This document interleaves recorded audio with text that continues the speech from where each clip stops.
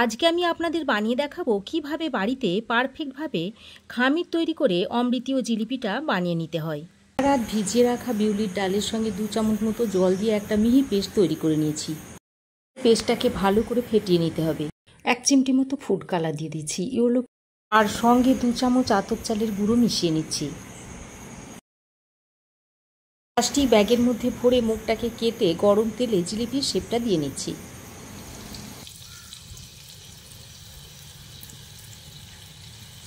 Low to medium ফ্লেমে উল্টে পাল্টে ভালো করে ভেজে তুলে নিচ্ছি।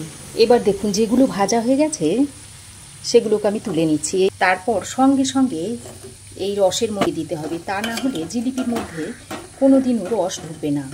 40-50 সেকেন্ড পর আমি রস থেকে অমৃতিগুলোকে তুলে নিচ্ছি। তুলে একটা পাত্রে রেখে দিচ্ছি।